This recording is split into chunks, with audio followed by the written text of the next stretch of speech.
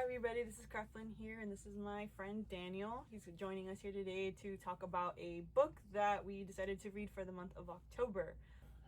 Alright, so the book that we ended up doing for the month of October is actually called Survive the Night. Daniel, go ahead and let us know why you picked this book. I think you know a little bit more about the author than I do, so you can tell us why you chose it, a little bit about the author. And okay, so like for now, in the future, I am looking for more queer artists, like with music and all of that and books. I just want to read things from more queer artists. So I read about Final Girls, and then I read about him, Riley Sager, and I think that's a synonym. How do you say that? When somebody's using a fake name? A pseudonym? Pseudonym. Oh, okay, so I got it right. Yay! But and how you call it? So he was writing a new book, Survive the Night, and I'm like, ooh, and then I'm like, Heather's my other, bookworm, so let me tell her about it. And I've always wanted to start like a slight book club, like a nonchalant, no pressure, doing whatever we want book club. Okay. So like, yeah, that's how I came to be it. Okay, great, awesome. So we're in a little bit of a new place here. This is Daniel's room. I'm excited to show you guys. I really love his room. He always has really cool stuff in here. Alright, so I guess let's just dive straight into the book.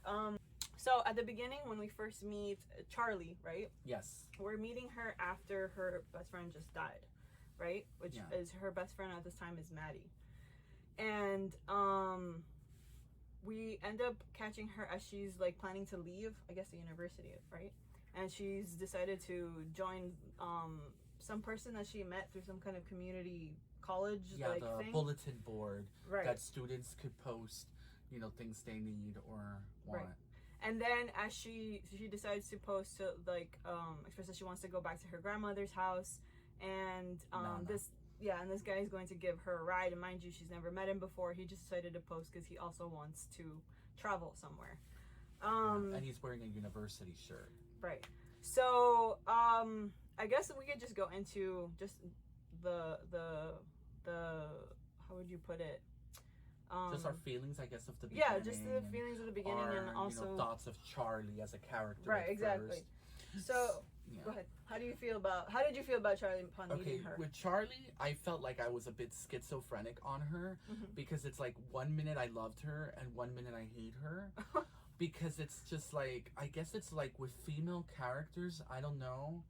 Like, I'm not female myself, so I can't speak for that, but I feel like I don't know, you could speak better for that. Do you get into a car with a total stranger, a guy? So it's kind of like, the only thing I put it to justify it a bit is that not just she was suicidal, but her best friend just died 2 months prior. Maddie, and her headspace is just like, she wants to get the fuck home. She doesn't care how, and she's like, she's that type of girl who's just like, she's a badass in that way. Yeah, I would say I agree. She's kind of fearless in that way, because I personally would not get into a car with someone I don't know. And in fact, like, before I even consider, anything, I would have been like, okay, who are you? Like, family life, give me a number so that I can give to someone so that they can check on you. And we should say the timing of the book as well. Right. It's the 90s, like mid-90s? I think it was mid-90s, yeah. Like 1994, I think. Yeah, so, like, there's no cell phones, there's no, like, Google Maps, there's no, like, text messaging or... Yeah, to even consider that, like, now, it just kind of scares me, so she's definitely but at the same braver. time, it is kind of a different time. So maybe, she was so maybe it's like, like, it's the 90s. Like, I need a ride home. There's no Uber or any of that. Yeah, so I'm not sure. But yeah, so I personally, I honestly didn't feel anyone like one extreme or the other for Charlie. Like, I kind of liked her. I could kind of see like her appeal and her like the interest of her, but I'm not sure that I was super like, I didn't feel like a huge big way one way. I guess the main trigger of that, like, back and forth with her, at least for me, is also I was scared that she was going to be a non-reliable narrator. I thought it was going to be like it was all made up at the end, or it's all in her head, or she's crazy, or that's another thing. Well, it's concerns of Yeah. Paranoia of the future of the book. That's one aspect of that happens in the book, is that she technically is an unreliable narrator, just because she has these moments where she essentially goes into these disassociative states, and so she ends up like kind of being lost in a film of her own making. Yeah. So like she's the type of character, well, she's the type of person who's apparently fully invested in films, and she loves everything about films, and she has watched a lot of older movies, a lot of movies in general. So this is like a big part of her upbringing, a big part of her life, and a big connection to her grandmother. And so she tends to have these moments where she kind of loses herself, I guess, in the fakeness of it, and in reality is no more for her, and she kind of like, kind of drifts off into this world, and she doesn't ever know if it's really happening or if it's just a part of her mind. And so that is, I personally feel like for me it was the overall reason why it was so much fun, though. Yeah, because it was like, what is like, is this real? Like, is it happening? Is like, I at any moment I was waiting for some point to be like, oh no, it just all happened in her head, and that kind of gave you like that thrill, right? Like that excitement. Exactly, but I was hoping it wasn't all in her head. Yes. So, but we'll get there when we get there. But okay, so with Charlie, we like her and stuff like that for the most part. What do you think of her best friend? Do you think her best friend was written well? I think she was, because I liked Maddie. I could see myself being friends with a Maddie. A Maddie, I guess you. I could see myself being friends with a Maddie, and like she was just so like flamboyant. She was just so like out there. The way I perceive the character, it was just like this super out there, super outgoing, super like personality, was just like explosive. Theatrical. Yeah. Yeah. How did you feel about her? I at first I don't.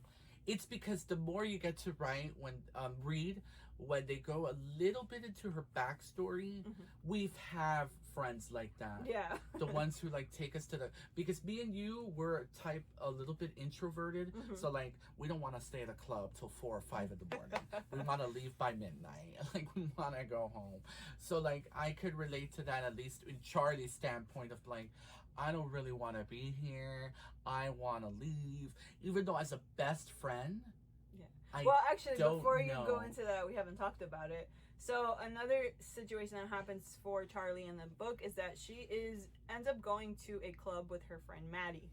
And when they go to the club, they end up actually having a fight, because she's sitting there. She doesn't really want to be there. She kind of wanted to stay home. And Maddie kind of pressured her a little bit to go in the first place. And then when she got there, I think she ended up meeting someone, right? And she was kind of chatting with them, and she kind of left Charlie to her own devices. Charlie was left alone. And so eventually Charlie was like, you know what, F this, I'm gonna go.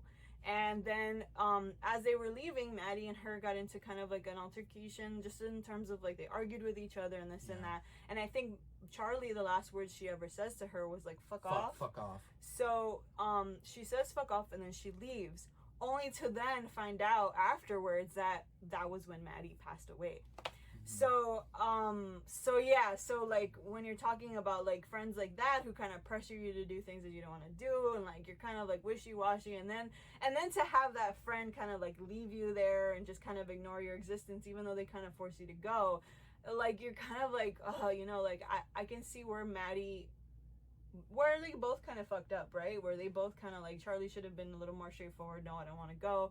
Or Maddie could have been more of like, understanding that I've just forced my friend to come with me to this, and I should be able to like entertain her as well. Yeah, but then when Maddie does, the part I did dislike Charlie in that scene is that Maddie was like, please, I don't want to be alone. I don't want to walk home alone. Right. And then that, like, it's because, we tend to be that caring friend where, like, we always text each other, text when you get home. Then I don't know if it's the inner Hispanicness of us. We do not leave our friends behind. Yeah. Even if we have to drag them by the ear. So, like, it's just, I felt really, really bad. And then that's with the beginning of the book, because that's a flashback sequence. There's a serial killer. I forgot what the serial killer is like called. The campus killer.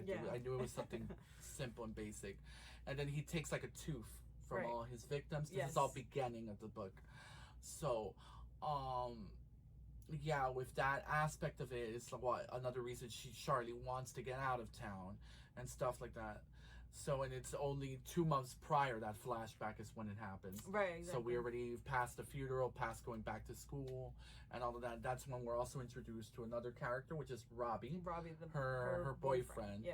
Yeah. And Robbie, like, at first didn't have, like, any sort of, like, how would you put it? He was just, like, not at all, a background boyfriend. Yeah, he was in the background so hard at the beginning. Like, I didn't have any feelings towards Robbie at the beginning. I did not have I remember feelings. it was just like, oh, well, he's just someone that she's gonna leave. Yeah, you know? exactly. Like, I was like, yeah, he's just gonna be, like, he's like, he'll be a memory at the end of it. She's over it. She's over.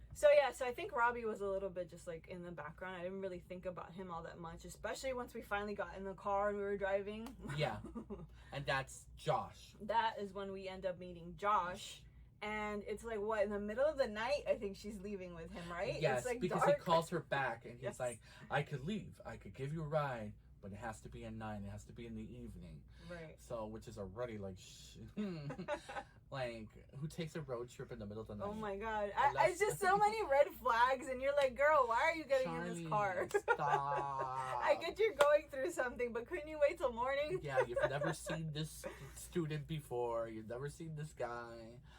Oh my gosh. But I will say that I think that, and okay, so this might be too, like, far into, you know, into the conversation, but I will say that at the beginning with Josh, everything happening up to a certain point for me was actually pretty good. I really enjoyed it. I was having fun with her in the car with Josh, and like the uncertainty about whether or not he was a bad guy or whether or not, like, what was happening. I was expecting at one point that the whole road trip was in her head. Yeah, me too. I was thinking that too. I was like, please don't let it be. Please don't let it be. Please don't let it be. But I think an important thing to remember also is that Robbie ended up giving her like kind of like a safe word, right? He's like, if you call me and you tell me, what was it that he told her?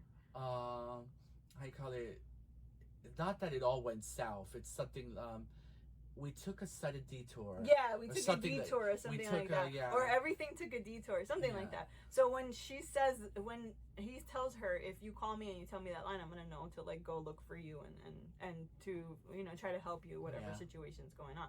She kind of like starts out okay, and then slowly she starts to wonder if it was like a good idea. I guess certain things about him just kind of like made her uncomfortable. Because the 20 questions, I think that's when it like doesn't that happen before though? At one point she like, now I'm confused because at one point they go to like a gas station, no? And he gets her coffee, and she like doesn't want to drink the coffee because she's like, oh, I probably shouldn't drink coffee from a stranger. I'm like, at this point, it's part of me is you just like, you shouldn't get into a car with a stranger, but you're worried about the coffee from the gas station. Okay. Exactly. All right, so Charlie. At this point, you're like a little bit like confused about Charlie, right? Because you're like, Charlie, did you want to go or not? At any point, did it cross your mind that you were like, did Charlie murder Maddie? Yes. And she's the one we should worry about? I did, and I hope that it wasn't. No, I hope it wasn't. I felt like that would have been a cop out if it was like, oh, Maddie killed her because she was in a dissociative state, and I was like, and then we see a different like side of her, and she's like, she's the actual one that's schizo. Exactly. Like it's like no. But yeah. So then, so we have all that happen, right? And then she gets to the situation with the 20 questions. How did you feel about the 20 questions? That was already like that scared me because he knew the detail of Tooth, the campus killer, and then because the 20 questions, because it could be different 20 questions per people out there. Mm-hmm. To me, 20 questions when I first read it was to get to know each other. So it's 20 random questions. But no, this is, I'm thinking of a word. You have 20 questions to figure out what word I'm thinking of. So it ended up being Tooth, and that totally shocks Charlie, which that's when I was like getting scared for her in the car. I'm like, who does that? Oh my god, I know. Yeah, my heart like, even started as a joke, like pumping. You don't do that. And especially that he was trying to pry into her life-wise and asking her personal questions. So like, and just the way he used her disability against her. Did she have a therapist or anything? No, right? No, yeah, she did. Remember, she was Oh yeah, the orange pills. that she yes. stopped taking. So I guess she's just that talkative. Yeah, and I was just amazed at how much information she gave out. First of all, because I'm like, I would have at least not told anybody anything. She lost her best friend just recently, and then before that, her parents had actually died in a car crash, right? Yeah, her parents had died. And so that's actually the reason. Origin. That's actually the reason why she ends up getting in the car in the first place, is that she doesn't drive herself because she's too afraid to drive. Exactly. So, I just like I love the way he, like, it was messed up, but I love the way he used that to manipulate her and make her completely think that she just made that whole thing up. And the way he like backtracked the song, which I think was Nirvana's "Come As You Are," right? Come As You Are, yeah. And so he like backtracks the song to pretend like he's starting it all over again when really it had been playing the whole time. Oh my god, that was super fun. And then the scene in the gas station with the lady that she like looks at her like she's freaking crazy. I thought that was so crazy. Yeah, I was like, can you imagine walking into a gas station and someone's sitting in like the stall and then they come at you and they're like, please, the person there is gonna kill me. You have to help me. Like, I'll be like, oh my god, call the police, girl. Like, like what's going on? I just, like, for me thinking about it, I'm like, I'm alone. I have this person in the stall that is telling me that someone's trying to kill them, and like and she doesn't seem to be all there because she was just lost in her head a little while ago. I'm just like thinking, like, I kind of understand that lady. And then we also have to realize that I kept forgetting throughout the whole book, but I'm like, she has like a thrift store red trench coat like type jacket, so you're already like, if you saw that in real life, somebody wearing like a 1950s, you know, because she kept it from her friend's dorm room, Maddie, so it's a keepsake from her. Right. But like, you know, you would think like homeless, or like, not that you would treat the homeless bad, but you know, like, you know, she looks crazy. Yeah, you would be more concerned for your life. In that scene, doesn't she like see Maddie in the bathroom? Yeah, no, she that's what I'm saying. She has a whole hallucination. This lady kind of sees it. She sees like the tail end of it, and then you're just kind of like, I would have been like, you know, that's when I thought that's when I started going like, I think Charlie is crazy. Yeah. And she's maybe the killer. Maybe she killed Maddie and pictured her own film in her own head. So I was like going back and forth with that. So should we just dive into Margie? This is all halfway to the book. Halfway to the book. So now it's deep ass spoilers. I think the point where she really started to be concerned about Josh, which we forgot to mention, was when she saw his license and it wasn't his name anymore. The fake. Like, she saw somebody named Jake, right? Jake Collins? Yeah, she saw somebody named, like, she saw a different name than his name, and then she started kind of like, something she probably should have done from the beginning, but then she started going like, oh my god, this isn't his real name. I wonder if he actually goes to the school. In general, wondering like if this person's legit. Like, she should have probably done that before she got in the car with him. Yeah, no, if I saw like a fake name, I would be, well, I wouldn't even be in that situation. That's what I'm saying. So hard. That's what I'm saying. So you're in this point where you're like, you see a different name, but in reality, I'm thinking like, I wouldn't even have gotten in the car in the first place. But aside from that, she doubts her own thoughts too. Yeah, so she's like, did I make it up in my head? And then did I embellish it? And he uses that to manipulate because her. that is the first time. The whole book is Charlie, first person, and then they do switch.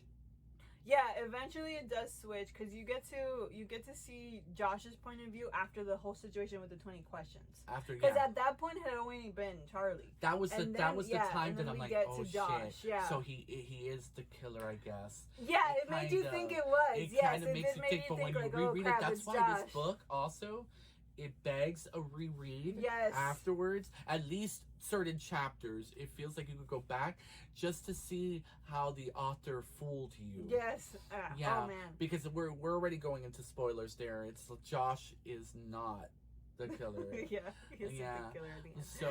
So then we get to the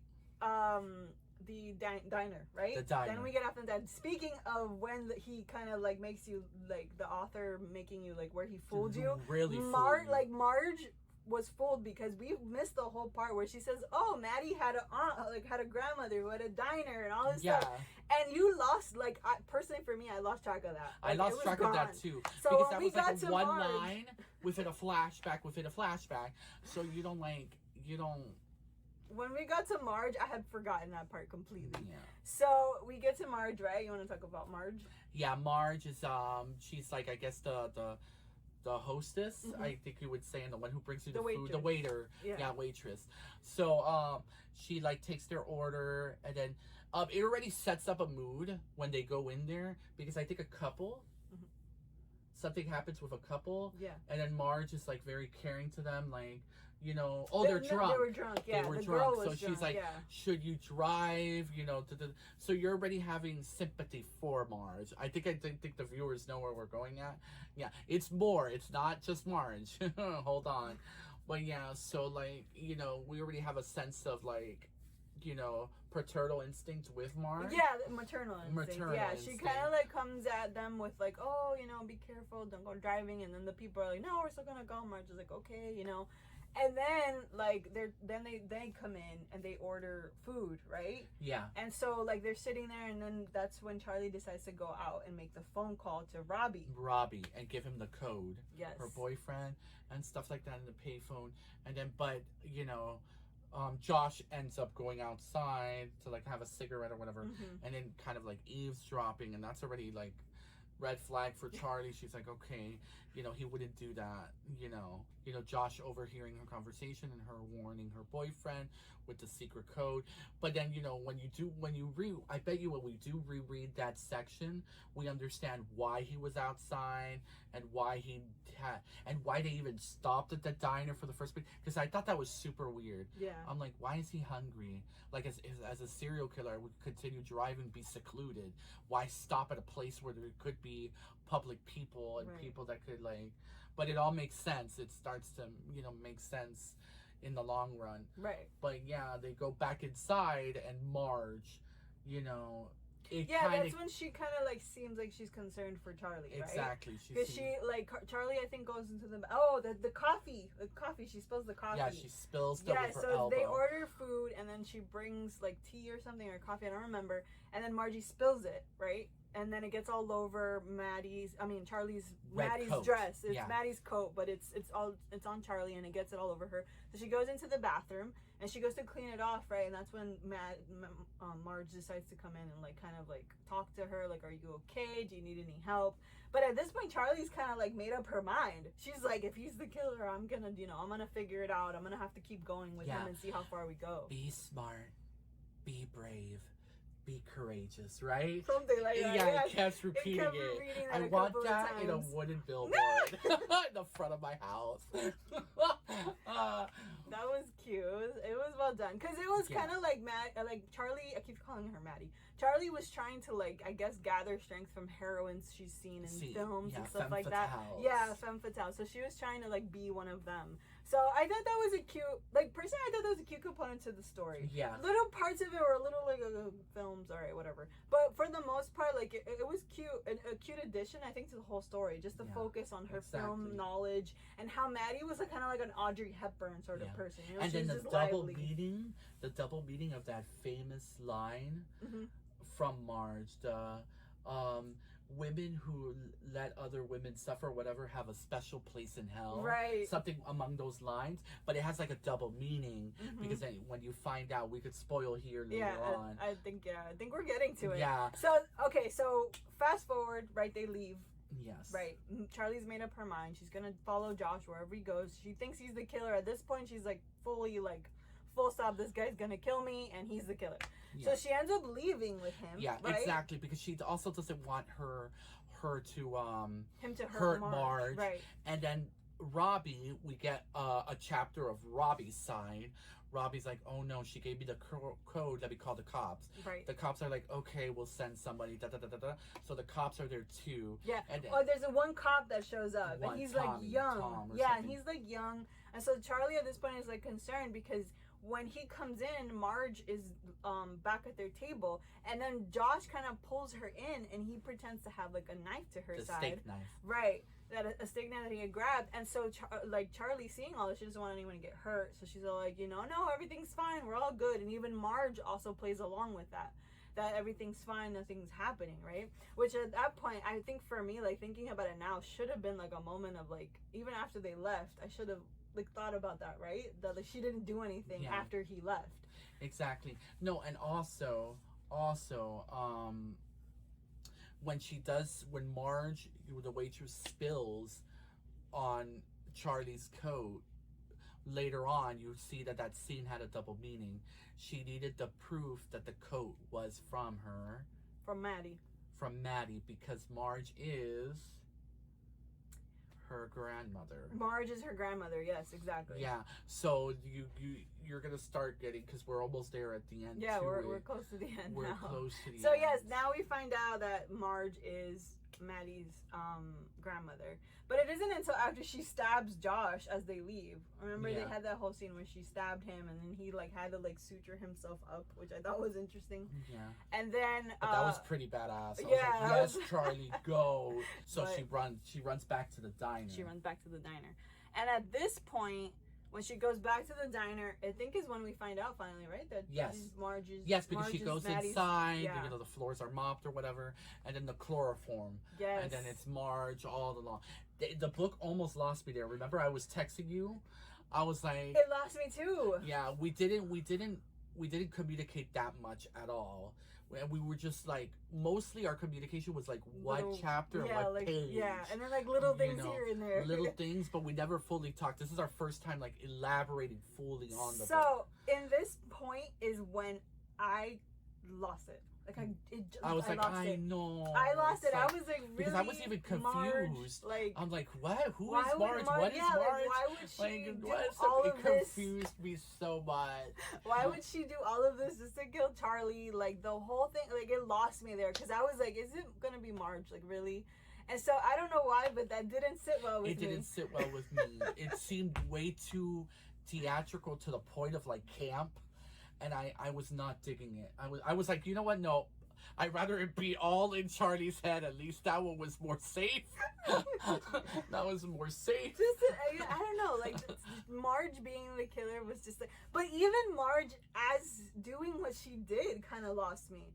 Yeah. Like even as like entrapping her because she thought that Charlie had something to do with. She needed her get her like what she wanted was to like pressure like Charlie to remember what happened with Maddie because Maddie, when it happened, Charlie was walking away, but she kind of looked back and she saw her with like a figure, right? Yeah. She saw him with a figure, but she couldn't remember who it was, and she didn't know if it was on her head, right? Exactly. If she had just made it up. So Marge is thinking to herself, I'm gonna like beat it out of her, basically. Her, like But even then, I'm thinking even at that point, honestly, like all of that elaborate stuff about Margie kind of lost me. It kind of lost me. I have to say that it did. It did lost me.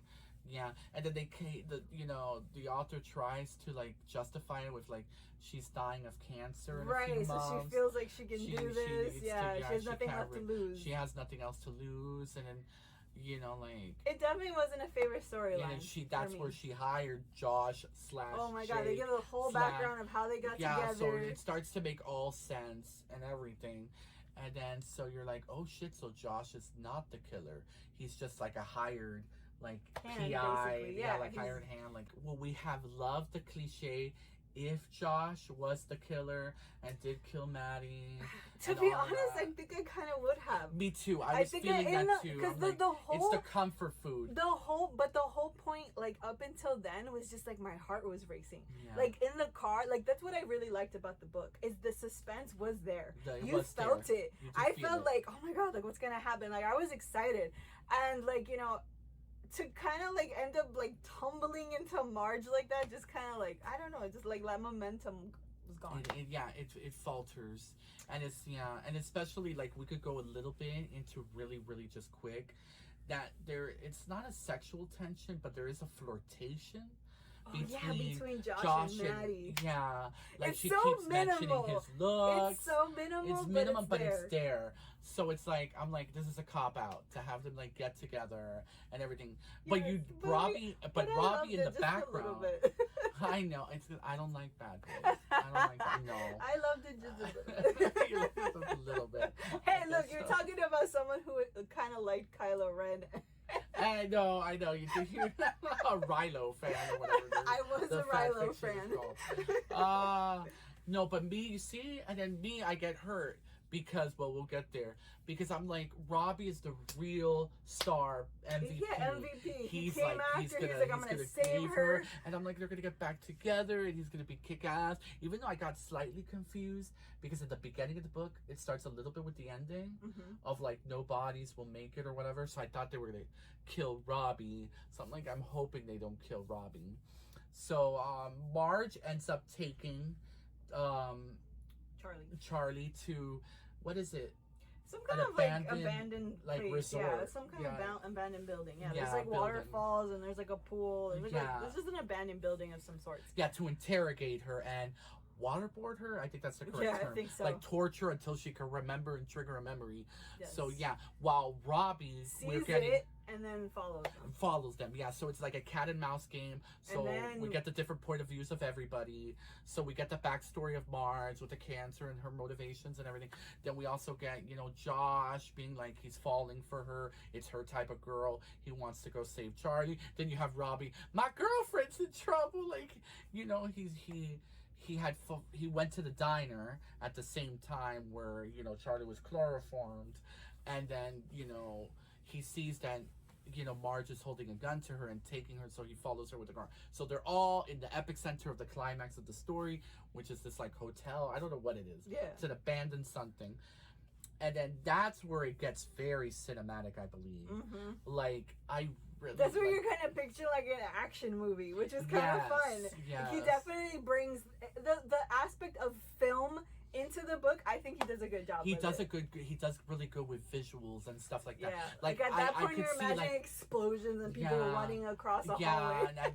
and as the building is like burning or whatever, falling apart. Well, we're starting to go fast because that's where everything just tumbles. Yes. So, you know, Marge, of course, fails to get anything. And then, ooh, you know what's also visceral that I had to, like, stop myself from reading? Because I have a phobia a little bit with anything with teeth and messing with, like, the... So, she's trying to, like, you know, torture her with pulling out her teeth. So the way he, like, mentions the wrench, like... you know, digging and scraping her. Yeah, I was like, I had to stop reading. Like, I don't like that body. You know what's funny is I had the same visceral reaction, but to the scene where she gets the pool water in her mouth. Oh yes, that too. Yes, because he goes into description. He's like the green algae infested, dark, non-see-through water. Yeah, and then I was like, oh, and then the set designs, because then Charlie starts going crazy fighting with Marge and all of that, and the house, you know, the place is burning. So like that's when we start getting the double Charlie, the film Charlie and the real Charlie, like what's real, what's chasing. Because at that scene I was getting scared that Charlie was gonna accidentally kill Robbie. I kept thinking that. I'm like, she's gonna accidentally kill Robbie, thinking it's Marge and this cat and mouse thing. But that's what I would say is the most cinematic, because he, like the author, at least those scenes, like the way he describes the kitchen and then the footsteps, and then just like I could see that in movie format, which they end up in the pool. Yes, they end up in the pool, and that's like where we get Marge and about to shoot her point blank, and you know, Charlie's like, would Maddie really want this? Which, to be honest, like Maddie was already whack with her theatrics and everything. I did not expect her whole family to be this like dramatic. I guess it runs in the family. I guess it does run in the family of all of them. Yeah, because honestly, like that is honestly where I didn't like is Marge's storyline. Marge is so extra. Marge's storyline was so extra. She was so extra. Yeah, so Robbie goes to hit Marge or whatever.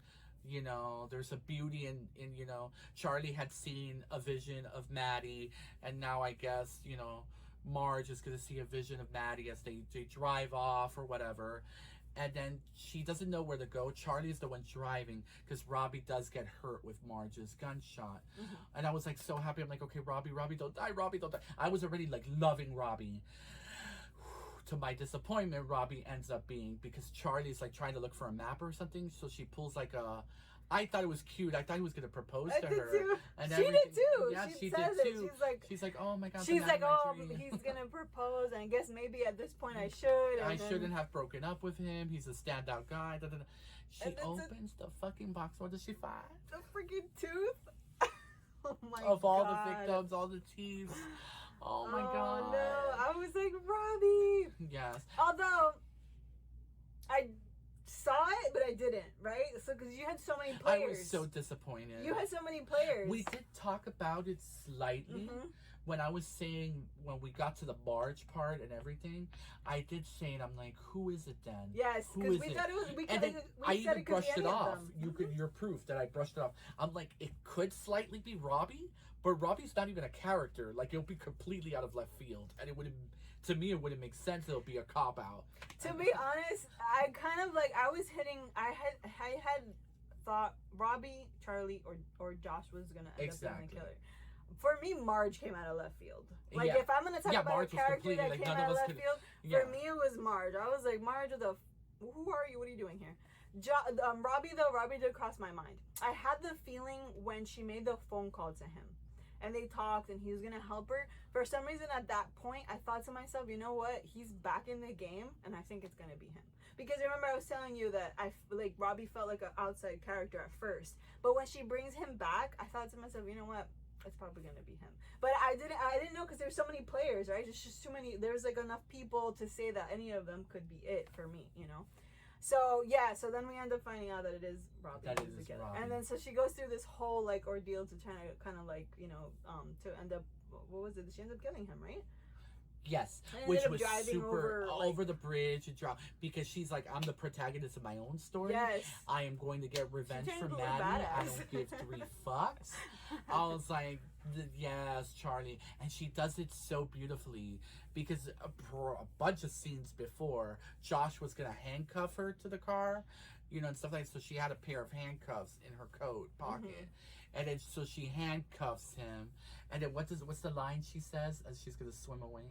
Oh, you remember? I don't remember, but I was like, yes, queen. Yeah, she does have a couple of good ones. Yeah, she has like a line. She has a line there, and then she just leaves him there.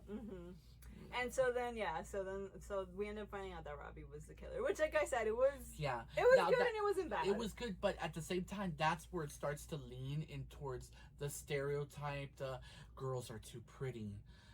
Why are they like? It was the stereotypical killer of why he kills women.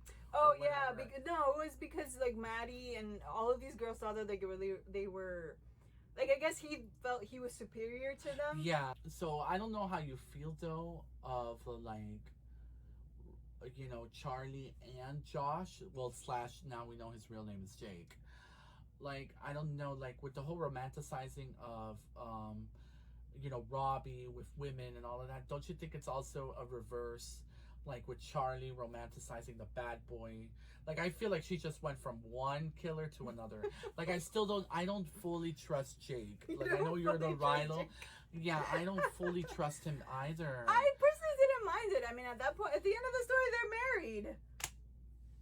What is he gonna do at that point? You don't marry your kidnapper, Heather. That is true. To the end of them getting together, they like at that point, at that point, it was just a little bit like I would want to get out of the situation totally. Personally, I didn't mind it for the story, for sure. No, but if you do think about it in the reality of life, like this guy just kidnapped you for someone else for money. And now you guys are like in a relationship and you have all of this background and it's like, you stabbed him. Do you like remember that at all? Yeah, so it's like really, really weird. It is forced.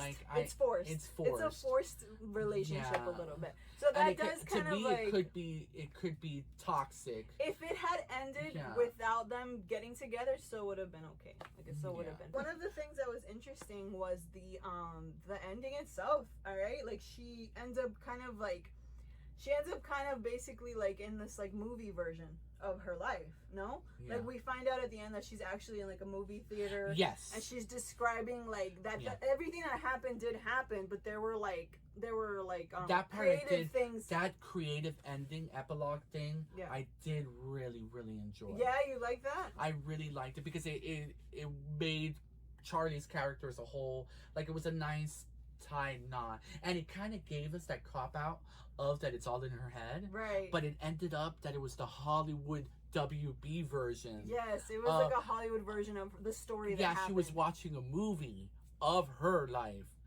and everything. And I was like, oh, damn. Because the ending, before that epilogue, the ending is like, she goes back to Marge, sees her at the hospital, and then she had gotten Robbie's tooth out of his mouth. I don't know how, underwater. But whatever, we'll leave that alone. But yeah, so, and then, you know, Jake asks her, do you want to go to a movie sometime? Da, da, da, da. He gives her card nonchalantly because he has to heal at the hospital. So, like, so it's that type of ending. And then there's one more chapter, which is the epilogue, which Heather described it, you know, and then that I found really, really pretty. Yeah, it was pretty cool. It was nice. It was okay. Yeah, because she said... I wasn't super enamored with it, but I didn't hate it either. Yeah.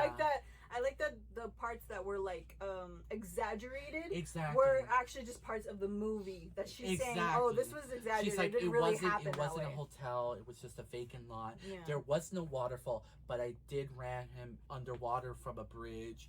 Yeah, there were a couple it wasn't of things. A diner. Marge, it was what was it? She's like, it wasn't even a diner. It was I can't remember. Yeah, but then they the make whole it connect. Scene with Margie, that Margie does end up like that she doesn't end up talking to her before, like at the hospital, right? Margie actually dies in the place. She shoots herself in the pool. Mm-hmm. Yeah, I remember. I don't know why I did that. Yeah, no, I remember that too. That she says she's German. The pool was a very I know you're traumatized with the pool, me too. But the tooth thing with the wrench, I was like, shivering. Overall, I didn't think it was bad. I didn't think it was bad. I did like I rated it like a 3. Thoughts? My final thoughts. I rated it a 3 out of 5 because over it all, I still found it slightly cliche. Mm-hmm. And then even though it did surprise us, I did find it like, am I like, it's worth reading? I don't totally dig it to like recommend it. Okay.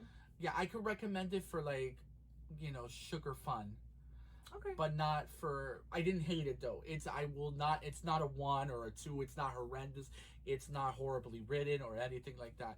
It's just... It's a big cliche. It's like... When it's all said and done, it wasn't also as many thrills. Mm-hmm. It wasn't as, like, scary, you know? Yeah. So that's my thoughts. Like, it was fun. It was fun. Yeah. It's good popcorn fun. But it's not amazing. Will we see ever the film version?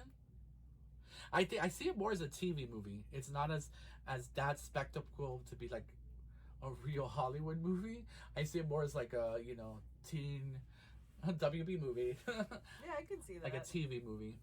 Yeah, I thought it was okay. I wasn't like super... I liked really the suspense parts. I think he did a really good job with that. The suspense was actually pretty fun because at some point... The first half. First half is really good. Like, I really enjoyed it. Up until, like, once we get to the diner, I think that's when I get kind of a little lost Exactly. in it. It starts getting too ridiculous. But with her and Josh in the car was actually pretty fun. Like, I found myself excited and nervous. Half, like, it was full of suspense. I totally and then agree. It just kind of, like, dwindles a little bit at the end. It falters a bit. Yeah. I would say, I think... I don't remember what rating I gave it, but I usually don't give books low ratings. I'm just like that when it comes to books. But I would definitely say I wouldn't give it a 1 or a 2. Yeah, but... I would give it a 3 because it's just like that middle ground. I can see that. Yeah. It did not have good reviews, though. Did you read the reviews? I didn't want to because I did the video. Afterwards, I want us to be not influenced by people's opinions. I get that because I didn't read the reviews either, but I did see the stars. And there was the first couple of, like, reviews. You know how you have the big reviews at the beginning? They were, like, 2s and, like it was bad. Like, I was like, I don't particularly dislike the book that much. Like, for me, it was not that bad. Yeah, it's not horrendous. It's not I don't know if maybe because I don't read this genre often, though. Maybe people who read that specific genre, suspense thriller books, maybe they found themselves a little more in the cliche part of it than I did, because I really don't read these books kind of often. No, I do read thrillers and like crime dramas and stuff like that. So to me, it is a 3. It's like a mediocre middle ground one. Yeah. It's not horrendous. It's not horrendous. It has a few good twists, but like you said, the Marge part just loses us. So it's just like, it's not even a good twist.